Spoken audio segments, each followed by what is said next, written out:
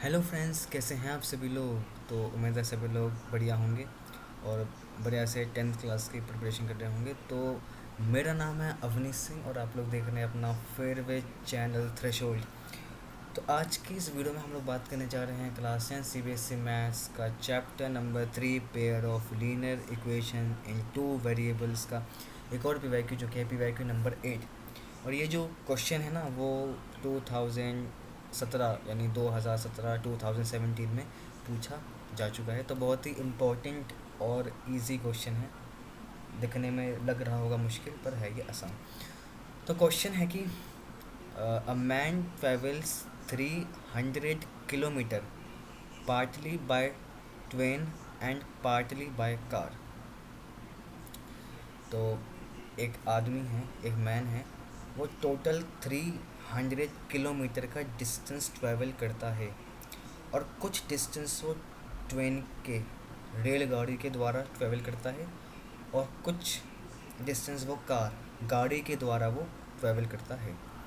अब ही takes 4 hours, उसको जो है 4 घंटे लगते हैं। इफ़ द ट्रैवल्स, इफ़ नहीं इफ़ ही आएगा, if he travels 60 kilometre by train, अगर उसने 60 किलोमीटर जो है वो ट्रेन से ट्रैवल किया है और जो बाकी जो डिस्टेंस है वो उसने कार से यानी कार से उसने ट्रैवल किया है। ठीक है।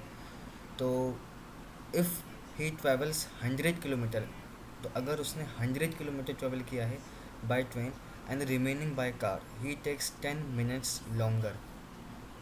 तो अगर वो जो मैन है उसने 100 किलोमीटर ट्रेन से ट्रैवल किया और बाकी जितना भी डिस्टेंस बचा उसने कार से ट्रैवल किया, तो उसको वही डिस्टेंस ट्रैवल करने में 10 मिनट्स ज़्यादा लग जाएंगे in comparison to previous case, है ना।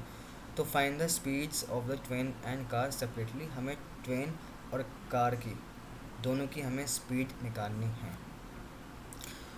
तो उम्मीद है क्वेश्चन समझ में आ गया होगा, नहीं आया तो एक बार फिर से शुरू करते हैं। तो सॉल्यूशन की तरफ बढ़ते हैं और हम एक एक करके चीज़ों को समझेंगे। तो सॉल्यूशन में सबसे पहले मुझे निकालना है ट्रेन और कार की स्पीड। अब मैं इनकी स्पीड को कुछ ना कुछ तो लेट कर लेता हूँ कि बिना लेट करे ना मैं कुछ निकाल ही नहीं सकता। तो सबसे पहले मैं कुछ लेट कर लेता हूँ ना। तो मैंने पहली स्टेटमेंट लिखी कि let the speed of train be x kilometre per hour. ठीक है, ऐसे ही लिखना है, किलोमीटर पर आवर दोनों लिखने हैं। ठीक है, खाली किलोमीटर लिख के मत छोड़ देना क्योंकि डिस्टेंस नहीं है, ये स्पीड है। तो आई थिंक ये बात सबको क्लियर हो गई होगी। तो and the speed of car, the speed of car be y kilometre per. तो हमने मान लिया है अपने तरफ से कि जो कार की स्पीड है वो वाई किलोमीटर पर आवर होगी और ट्रेन की जो स्पीड है वो एक्स किलोमीटर पर आवर होगी। ठीक है। अब मैं आपको क्वेश्चन की डिटेल एनालिसिस बताता हूँ। टोटल डिस्टेंस जो हमने ट्रैवल किया है वो है 300 किलोमीटर। दोनों केसेस में 300 किलोमीटर डिस्टेंस ट्रैवल हुआ है। ठीक है। पहले केस में बात की गई है कि जो मैन है उसने क्या किया है, उसने 60 किलोमीटर ट्रेन से यात्रा की है और जो बाकी जितना भी डिस्टेंस बचा है, ठीक है, रेस्ट उसने कार से ट्रैवल किया है ना। तो जितना भी डिस्टेंस बचा है, तो अगर मैं बात करूँ टोटल 300 है, 60 उसने ऑलरेडी ट्रैवल कर दिया है ना, कर लिया है। तो मुझे क्या रिमेनिंग डिस्टेंस पता नहीं लग जाएगा? ऑब्वियस सी बात है भाई, 300 माइनस में 60, तो इसका आंसर आएगा 240। तो जो रिमेनिंग डिस्टेंस है वो है हमारा 240 किलोमीटर। ठीक है। अब इतना डिस्टेंस जो है उसने कार से ट्रैवल किया है। किससे? कार से। तो कार से ट्रैवल किया है। और ये दोनों चीज़ करने में, या इन दोनों चीज़ों से ट्रेवल करने में उस मैन को जो है 4 घंटे लग रहे हैं। कितने घंटे लग रहे हैं? 4 घंटे। तो 4 घंटे लग रहे हैं, दैट इज़ 4 आवर्स। तो 4 आवर्स लग रहे हैं। अब यहाँ पे ये था हमारा पहला केस, ठीक है। अब आता है हमारा दूसरा केस। दूसरा केस है कि अब उस आदमी की इच्छा हो रही है कि एक नए तरीके से यात्रा की जाए, है ना। एक्सपेरिमेंट करने का मन हुआ अचानक से, सोचा कि भाई अब मैं ना कुछ अलग वे से कुछ जाऊंगा अब उसी प्लेस पे। तो उसने क्या किया, तो उस मैन ने क्या किया कि 100 किलोमीटर वो ट्रेन से चला गया, ठीक है। उसने सोचा कुछ आज अलग करते हैं, तो आज जो है मन कुछ अलग ही बन गया और 100 किलोमीटर उसने ट्रेन से जो है वो ट्रैवल कर लिया है। तो this is also covered by train, है ना। तो this distance was also covered by train. तो ट्रेन से जो है सेकेंड केस में उसने 100 किलोमीटर जो है ट्रेवल कर लिया है। अब बात होती है रिमेनिंग डिस्टेंस, तो कितना होगा भाई। टोटल तो 300 ही है डिस्टेंस, है ना। 300 किलोमीटर ऑलरेडी 100 किलोमीटर जो है वो ट्रैवल्ड हो चुका है, तो रिमेनिंग कितना हुआ? ऑब्वियस सी बात है 200। तो जब 200 होगा तो दैट मीन्स 200 किलोमीटर जो है उसको ज़्यादा लगे हैं। सॉरी, 200 किलोमीटर जो है उसने कार से जो है वो ट्रैवल किया है, ठीक है। अब एक चीज़ और ऐड ऑन हुई है इसमें कि अब उसको जो टाइम लगा है ना वो ऊपर वाले से 10 मिनट फालतू एक्स्ट्रा लगे हैं। तो इसका मतलब कि अगर ऑलरेडी दिया हुआ है कि 4 आवर्स लगे थे पहले, बस हमें इतना बताया गया है कि इससे जितना पहले लगा था उससे इस बार 10 मिनट 10 मिनट्स जो हैं वो एक्स्ट्रा लगे हैं, है ना। तो कितना हो जाएगा? 4 hours plus 10 minutes, that is 4 hours and 10 minutes. तो I think this now clear. तो क्वेश्चन जो कह रहा है I think now is clear. अब इन्हीं चीज़ों की हम बनाते हैं इक्वेशन, ठीक है। मुझे 2 बातें दी गई हैं इस बार भी। पहली बात ऊपर लिखी हुई है, दूसरी बात नीचे लिखी गई है। अब इन दोनों के हमें क्या बनानी है? इक्वेशन बनानी है, ठीक है। अब यहाँ पे सब कुछ बात हो रही है किस पे? टाइम पर, है ना। एंड रिजल्ट क्या है? टाइम ही है। देखो ये भी टाइम है और ये भी टाइम है, ठीक है। दोनों बातों में क्या है? टाइम ही है जो रिजल्ट में आ रहा है, जो कॉमन है, ठीक है। तो इसका मतलब कि मुझे इक्वेशन टाइम के उसमें चाहिए फॉर्मेट में। तो अब मेरा जो जनरल फार्मूला होता है वो होता है स्पीड इज इक्वल टू में डिस्टेंस अपॉन में टाइम। तो अगर मैं ऐसे थोड़ा मॉडिफाई कर दूँ तो क्या इसी इक्वेशन को मैं ऐसे लिख सकता हूँ कि टाइम इज इक्वल टू में डिस्टेंस अपॉन में स्पीड। बिल्कुल लिख सकता हूँ भाई। मैंने कुछ नहीं किया, मैं उसको ऊपर लेके चला गया, उसको नीचे लेके आ गया और मैंने कुछ भी नहीं किया है ना। बस पोजीशन ही तो चेंज की है, इतना घबराने वाली कोई बात ही नहीं है, ठीक है। तो जब मैंने इसको ऐसे कर दिया तब इसका फ़ायदा क्या हुआ? तो आप देखिए, पहली बात में लिखा हुआ था 60 किलोमीटर जो है वो जो है ट्रेन से कवर अप होगा। तो अब डिस्टेंस है मेरा यहाँ पे 60, ठीक है, और स्पीड नीचे है, और ट्रेन से डिस्टेंस जो है वो कवर अप किया गया है। तो क्या मुझे ट्रेन की स्पीड दी हुई है? नहीं, पर मैंने ट्रेन की स्पीड को लेट किया था। अगर हमने ध्यान दिया हो तो आपने, तो मैंने जो है शुरुआत में ट्रेन और कार दोनों की स्पीड को लेट किया था, है ना।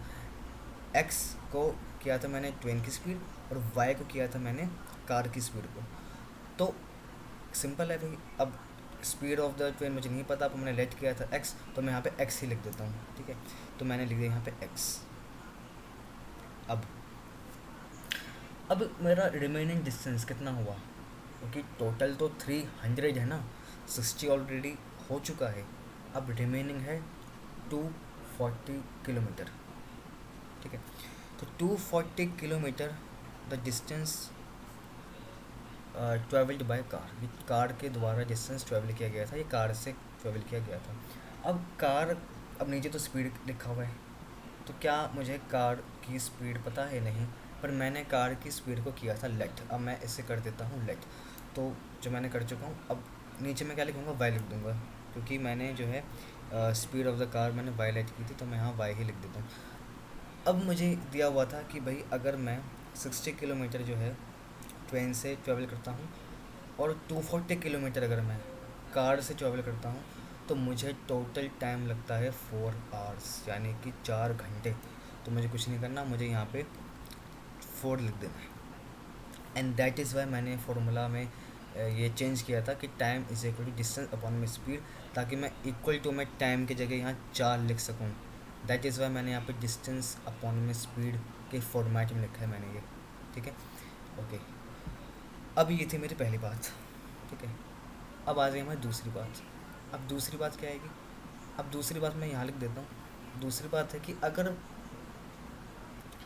अब दूसरे केस में बात की थी कि उस दिन जो है इंसान, जो वो मैन है, उसका अलग ही मन किया कुछ कि आज अलग तरीके से यात्रा करते हैं। तो उस समय क्या किया, वो जो पर्सन है उसने 100 किलोमीटर ट्रेन से ट्रेवल किया था, यानी 100 किलोमीटर बाई ट्रेन। अब यहाँ नीचे स्पीड का फॉर्मूला है, डिस्टेंस हमें पता है। अब स्पीड ऑफ द ट्रेन हमने अभी भी लेट किया था एक्स, तो मैं एक्स लिख देता हूँ। प्लस में अब रिमेनिंग डिस्टेंस क्या हुआ, 200।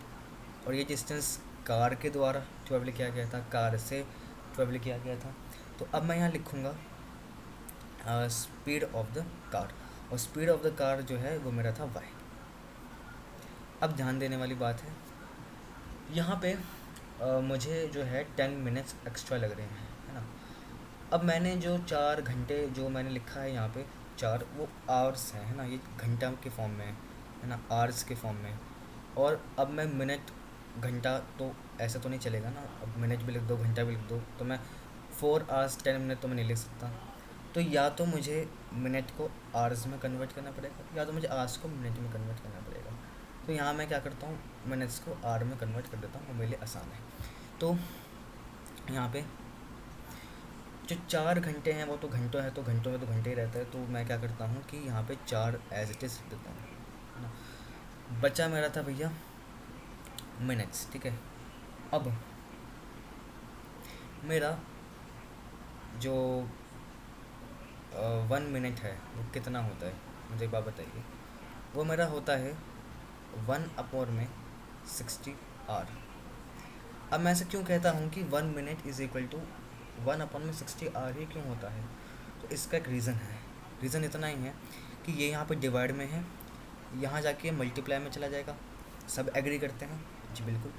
तो अगर ये बात बिल्कुल सही होगी, तो मेरा देखना इक्वेशन अब सेंस बनेगा। तो मेरा जो अब नया इक्वेशन बनता है वो बनता है 60 मिनट्स इज इक्वल टू में 1 आवर। क्या ये बात ठीक नहीं है? हाँ, ये बात तो बिल्कुल ठीक है भाई, 60 मिनट्स तो 1 आवर के इक्वल ही होता है। इसका मतलब हमने ये जो रिलेशन है वो बिल्कुल सही निकाला है। अब इसे हम कहते हैं यूनिटरी मेथड। यूनिटरी मेथड कि पहले हमें पता था 60 minute is equal to 1 hour है, तो 1 minute is equal to 1/60 hour होगा। अब 10 मिनट्स कितने होंगे? ठीक है, तो 10 मिनट्स होंगे हमारे। तो जब 10 मिनट्स निकालना है तो दोनों तरफ मुझे 10 से मल्टीप्लाई करना पड़ेगा। तो 10 मिनट्स इज इक्वल टू में 10/60 आवर्स। ठीक है, देखिए मैंने कुछ भी नहीं किया है, मैंने सिर्फ इक्वेशन को कंपेंसेट करने के लिए दोनों तरफ 10 से मल्टीप्लाई किया और कुछ भी नहीं किया है। ठीक है, ऐसे मैंने कुछ भी यहाँ पे चेंज नहीं किया है। तो अब 10 मिनट्स मेरे हो जाएंगे 10/60 आवर्स। तो फर्दर जब मैं इसको सॉल्व करूँगा तो बन जाएगा 1/6 आवर्स। तो मैं लिखूँगा प्लस में 1/6। तो जो मेरी नई इक्वेशंस आएंगी या अपडेटेड इक्वेशंस आएंगी वो क्या आएंगी? तो फर्स्ट इक्वेशन में तो कोई चेंज था ही नहीं, तो 60/x प्लस में 240/y इज इक्वल टू में 4। और दूसरी इक्वेशन मेरी थी 100x प्लस में 200/y इज इक्वल टू में 25/6। ये समझ में आया ना सबको कि कैसे आया है? देखो 4 प्लस में 1/6, तो 6 4 से 24, तो 24 प्लस 1/6, और 24 प्लस 1 कितना होता है, दैट इज़ 25, तो 25/6। तो I think this thing is clear. तो अब मेरे पास दोनों इक्वेशंस आ गई हैं। अब यहाँ पे एक समस्या और आ चुकी है कि जो मेरे वेरिएबल्स हैं ना, वेरिएबल्स एक्स और वाई, वो मेरे डिनोमिनेटर में हैं, मतलब नीचे हैं, ऊपर नहीं हैं। ऊपर होते तो आसानी से सॉल्व हो जाते, अब नीचे दिए गए हैं डिनोमिनेटर में। अब जब भी ऐसा होता है ना, तो हम क्या करते हैं, हम इनको लेट कर लेते हैं, ठीक है। तो लेट कैसे करते हैं, मैंने मान लिया है कि let 1/x is equal to a and 1/y equal to में बी। अब होगा क्या कि मेरे जो वेरिएबल्स होंगे अब वो न्यूमरेटर में आ जाएंगे, ऊपर आ जाएंगे, which is easier to solve, far easier to solve, है ना। तो अब मैं क्या करूँगा, इन इक्वेशंस को मॉडिफाई कर दूँगा। तो 60, अब 1/x ए था, तो ये सिंपली ए आ जाएगा यहाँ पे, प्लस में 240 यहाँ पे बी आ जाएगा, इज इक्वल टू में 4। ऐसे ही सेकेंड इक्वेशन में मैं लिखूँगा 100 ए प्लस में 200 बी इज इक्वल टू में 25/6। अब यहाँ पे मेरी जो इक्वेशंस हैं वो बिल्कुल स्टैंडर्ड फॉर्म में आ चुकी हैं, यानी कोई दिक्कत बात नहीं है, ठीक है। अब ये जो इक्वेशन है ना, ये मेरी रिड्यूस हो सकती है, कैसे, तो 4 सब में कॉमन आ रहा है, मुझे आते हुए दिखाई दे रहा है कि 4 जो है सब में से कॉमन आ रहा है ना। तो अब मैं क्या करूँगा, इनमें से मैं 4 को ज़रा कॉमन निकाल लेता हूँ। तो जब मैं ऐसा करूँगा तो इसमें से 4 कॉमन निकालूँ, ज़रा नहीं आता तो ज़रा मैनुअली देख लेते हैं। तो मैनुअली ज़रा देखते हैं, तो 64, 4 1 से 4, यहाँ पे आएगा 2 0 एंड 5, यानी 4 15 ऐसा 60 होते हैं। तो यहाँ आ जाएगा मेरा 4 कॉमन लेने के बाद 15a प्लस में, ये तो क्लियर है भाई 60 ही आएगा, तो 60b इक्वल टू में 4।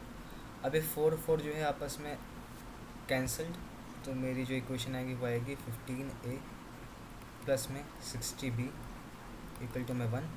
और ये इक्वेशन में तो कोई चेंज मुझे खास लग नहीं रहा है, तो फिर मैं ज़रा देखता हूँ। तो मैं इसको क्या करता हूँ, दोनों में मल्टीप्लाई कर देता हूँ।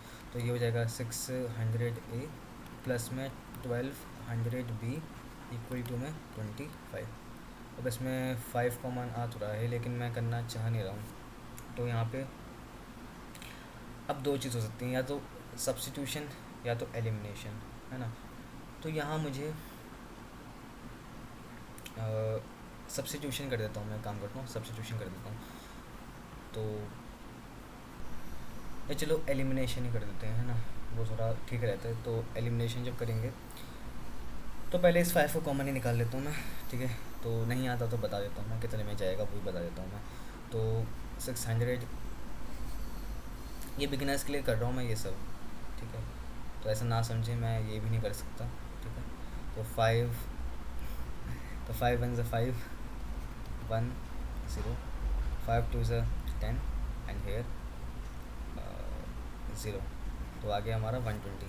तो यहाँ पे 120 ए प्लस में, अब फिर 5 करेंगे तो 5 2 से 10 एंड 5 4 से 20 एंड 0, तो 240 बी इक्वल टू में 5। तो हमारे पास ये क्वेश्चन आ गई है। तो 5 मैंने सब में से कॉमन निकाल लिया है। अब यहाँ पे एलिमिनेशन ठीक रहेगा, क्योंकि यहाँ अगर मैं ध्यान दूँ, इस पूरी इक्वेशन को अगर मैं 4 से मल्टीप्लाई कर देता हूँ तो ये मेरा क्या बन जाएगा 240, और यहाँ मेरा 240 ऑलरेडी है, ठीक है।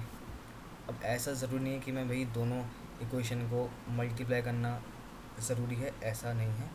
एक इक्वेशन को भी मल्टीप्लाई किया जा सकता है एक बारी में। तो यहाँ पे मैं सिंपली लिखूँगा कि 2 और यहाँ पे 1। अब प्लस करना है माइनस करना है, सर देखते हैं। ऐसे माइनस ही करना होगा तो माइनस ही लगा देता हूँ, क्योंकि दोनों तरफ यहाँ प्लस प्लस ही है, तो माइनस ही होगा, ठीक है।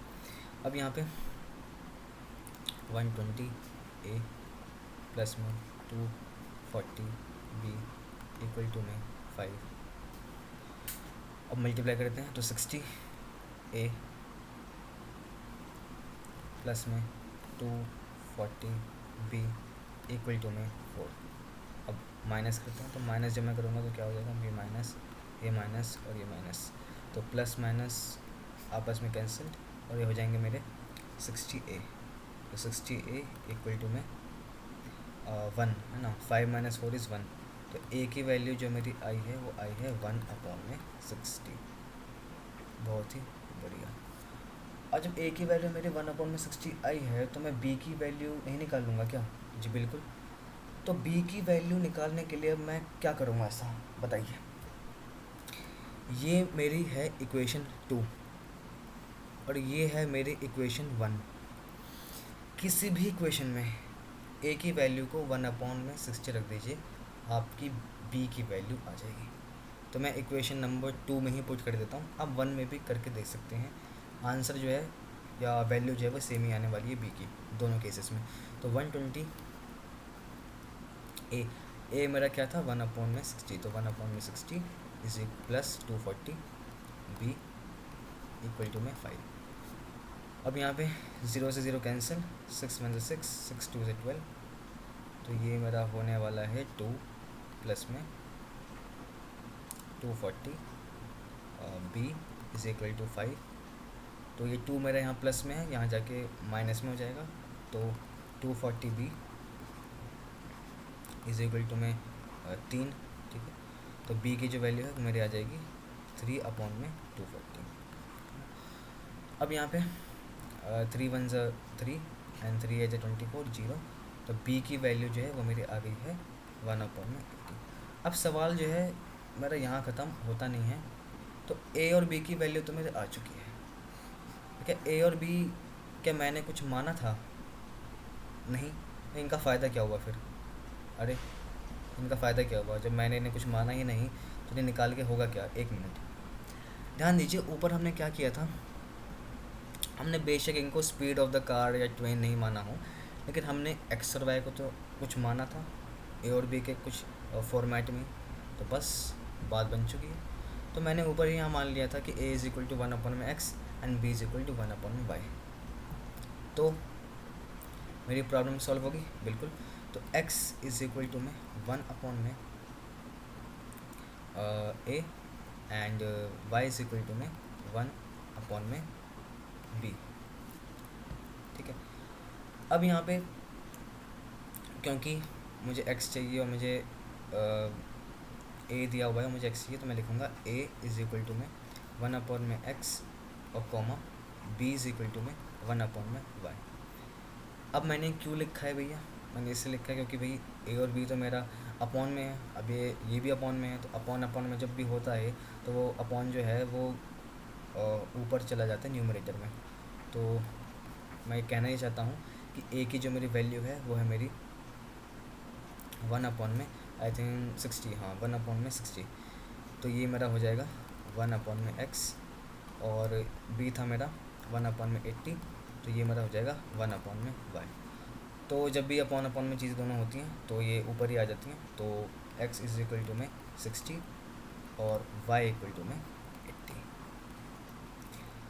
तो फाइनली x की वैल्यू मेरी 60 आ चुकी है और y की वैल्यू मेरी 80 आ चुकी है।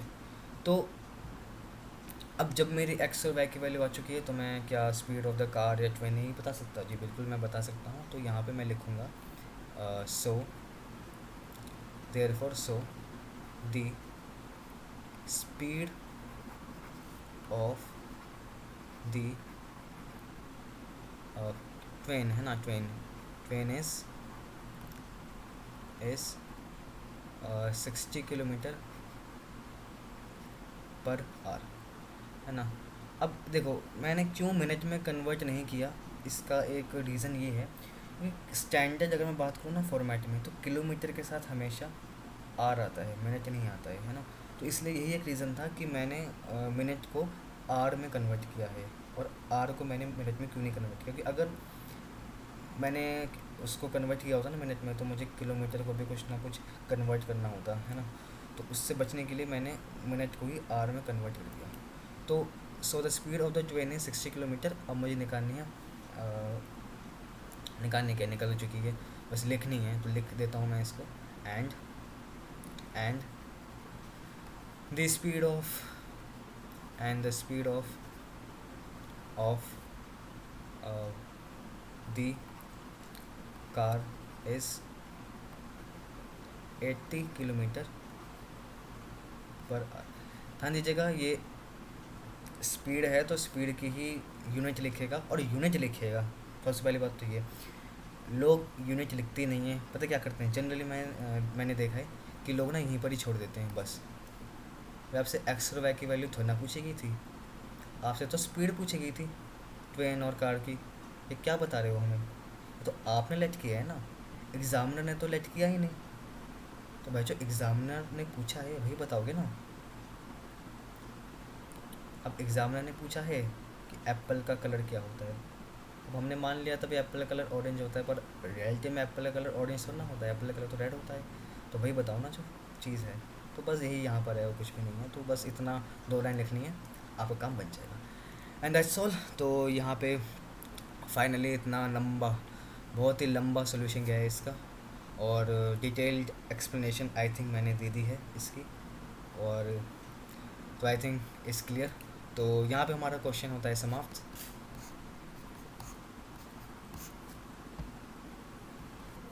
तो क्वेश्चन जो है वो कंप्लीट हो चुका है, और ये क्वेश्चन जो है ये आपका 3 मार्कर या फिर 5 मार्कर में पूछा जा सकता है, कि लंबा सोल्यूशन है इसलिए। तो भाई वीडियो देखने के लिए बहुत बहुत धन्यवाद, थैंक यू वेरी मच। तो इस तरह हमारे चैनल में बने रहिएगा, और PYQ सेक्टर की भी और अगले चैप्टर्स की भी आते रहेंगे आपके पास। जब तक के लिए मिलते हैं अगली वीडियो में, इस वीडियो के लिए इतना ही, मिलते हैं अगली वीडियो में। जब तक के लिए take care, bye bye and very very good night.